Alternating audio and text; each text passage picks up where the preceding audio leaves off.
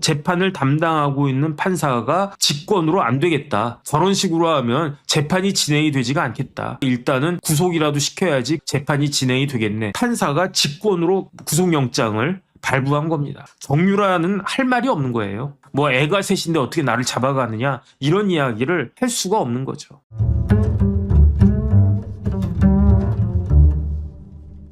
정유라 씨 관련해가지고 그 문제가 있었어요.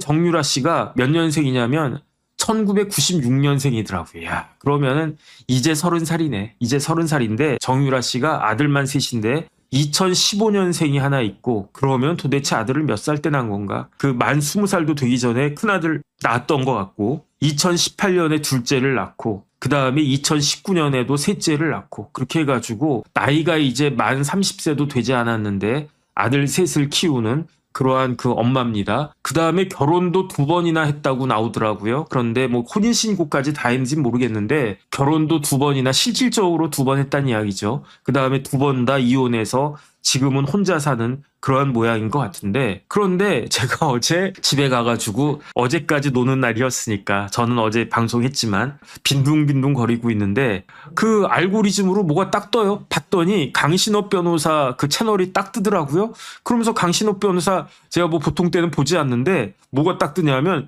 정유라 구속됐다 그러면서 이런 일이 있을 수 있느냐 해가지고 뭔 소리야 그러면서 제가 그 강신업 변호사님 방송을 강신업 TV인가 그걸 쭉 봤는데 정유라가 구속됐다는 거예요. 언제 구속됐느냐? 어제 구속됐다는 게 아니라 설 전에 지난주에 구속이 됐다는 거예요. 왜 구속됐는지 봤더니 벌써 2022년이니까 지금으로부터 한 3, 4년 전 일이었던 거예요. 2022년 11월부터 2023년 9월까지 한 10달 동안에 어떤 사람으로부터 얼마를 빌렸냐면 7억을 빌렸대요. 정확히는 6억 9,800만 원을 빌렸는데 그러면서 담보를 뭘로 제공했냐? 뭐 집이나 뭐 땅이나 금붙이나 이런 걸 담보로 제공한 게 아니라 태블릿 PC를 제공을 했대요. 이 태블릿 PC는 뭐냐면은 JTBC에서 입수했다고 그래가지고 그 뭐 최순실 씨, 그 다음 박근혜 전 대통령까지 이렇게 불이 활활 붙게 했던 탄핵의 그 계기가 됐던 그 태블릿 PC 아닙니까? 그것을 담보로 줬대요. 그러니까 이게 나중에 역사적으로 값어치가 있을 거라고 생각을 했나? 누가? 채권자가.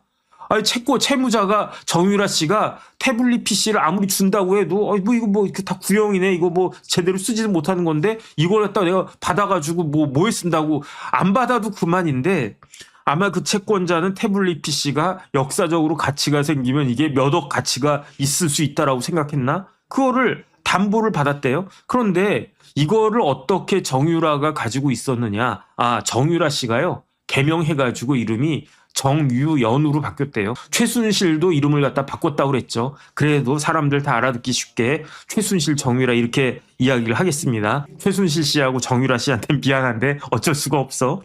원래 이 JTBC가 입수했다라고 하는 태블릿 PC를 검찰이 보관하고 있었는데 그거를 최순실 씨가 소송을 갖다가 제기했대요. 그래가지고 반환해라. 그래가지고 최순실 씨가 이긴 것 같고 그래가지고 반환됐는데 최순실은 깜빵에 있고 깜빵에는 핸드폰이나 태블릿이나 이런 걸 가지고 갈 수가 없으니까 그게 그 정유라한테 있었는데 그 정유라가 그 태블릿 PC를 담보로 제공하면서 어떤 사람으로부터 7억이라고 하는 큰 돈을 빌린 거예요.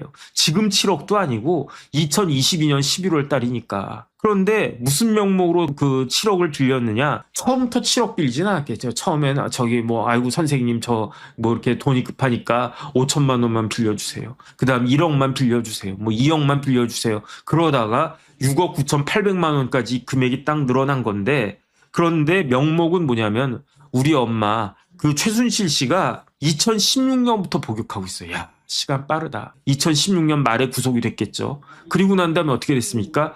대통령이 3명이 바뀌었잖아요. 문재인 대통령 5년 임기 다 채웠고 윤석열 대통령 2년 반 임기 채웠고 그 다음에 이재명 대통령도 임기를 뭐 상당히 했으니까. 아니네. 2016년에 구속됐을 때는 대통령이 박근혜 대통령이었으니까 최순실 씨는 깜빵에서 대통령 4명이 왔다 갔다 한 거네. 그러다가 어쨌든 억울합니다라고 하면서 그 정유라가 그 채권자한테 돈을 무슨 명목으로 빌렸냐. 우리 엄마 아프대요. 병원비 좀 대주세요. 그 다음에 우리 엄마 변호사 선임해야 돼요. 이게 날짜가 중요한 게 언제입니까? 2022년 11월이에요. 이때는 대통령이 누구다? 윤석열 대통령이다. 문재인 대통령 때는 정유라 씨가 돈 못 빌렸을 거예요. 그런데 이제 문재인의 시대는 끝나고 보수의 시대가 왔구나.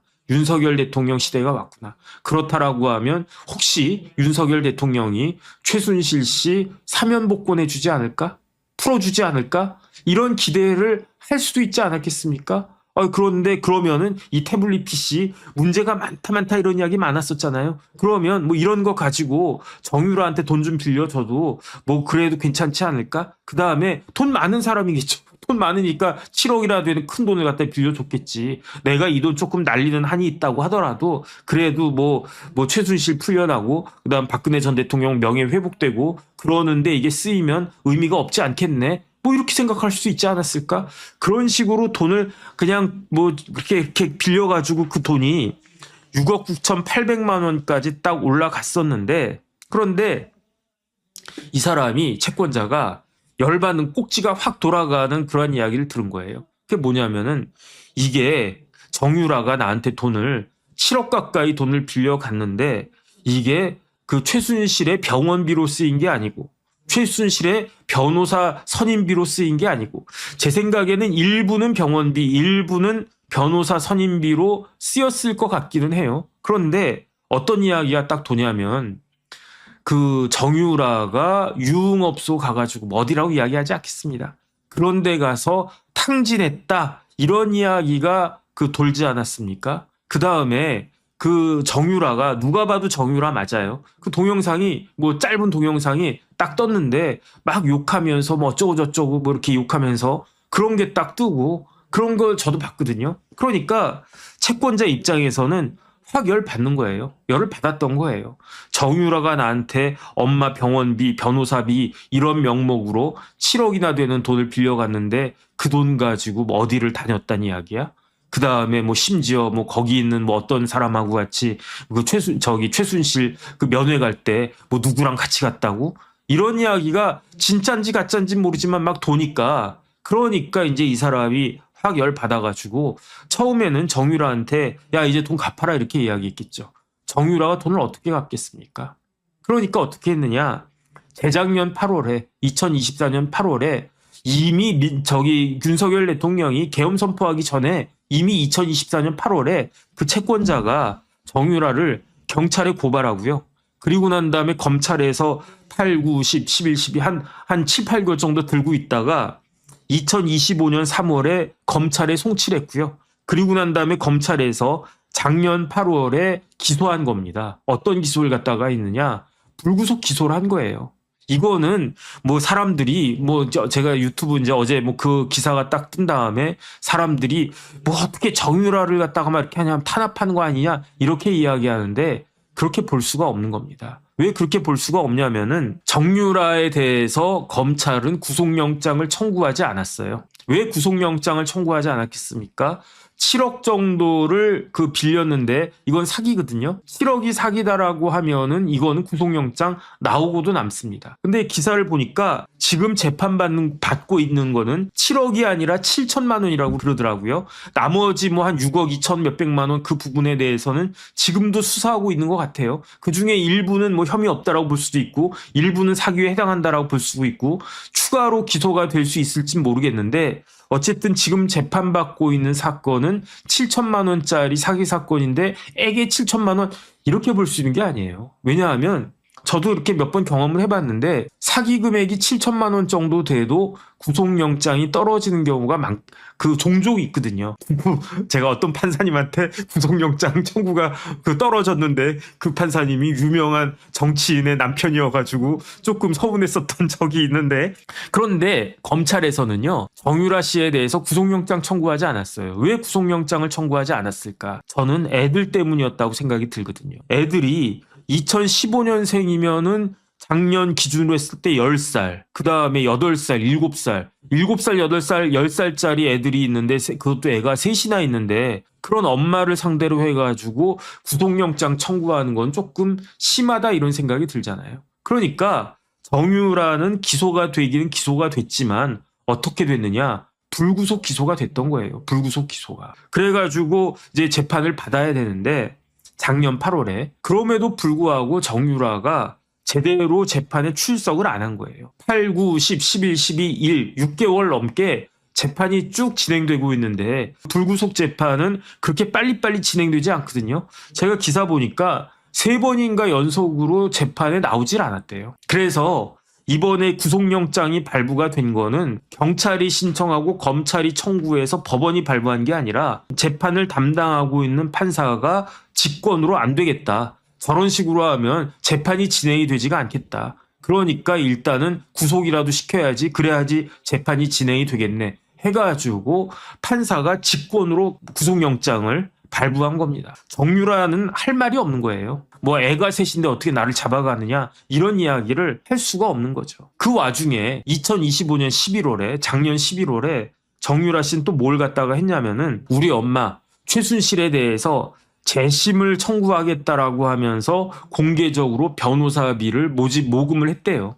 그러니까 공개 후원금을 모집했는데 그게 뭐냐면은 재심을 추진하겠다라고 하면서 변호사 비용으로 또 달라. 그때 돈 보낸 사람들도 있겠죠. 근데 그렇게 모인 돈으로 뭐 했을까? 아마 자기가 이제 재판받을 때 이게 뭐 일부라도 변제를 하면 그러면 구속되지 않을 수 있을 것 같으니까 이걸 갖다 모은 건가? 아니면 그것도 아니면은 진짜로 최순실 씨에 대한 재심을 갖다가 청구하려고 그랬나? 그런데 최순실 씨에 대한 재심 청구한 건 의미가 없어요. 왜냐하면 받아들여질 확률이 제로이기 때문에. 그러니까 이런 명목으로라도 돈을 모아가지고 그 일부로라도 채권자한테 성의를 보였으면 그러면 어땠을까? 그런데 그 와중에 그때 돈 넣은 사람들은 또 사기를 당하는 거예요. 이런 일들을 벌이고 있으니까 재판부 입장에서는 황당하다 그러면서 구속영장을 발부할 수밖에 없지 않았을까 그런 생각이 듭니다. 그 와중에 최순실 씨에 대해서 정유라가 한 이야기가 뭐냐면 우리 엄마가 무슨 큰 잘못을 지었길래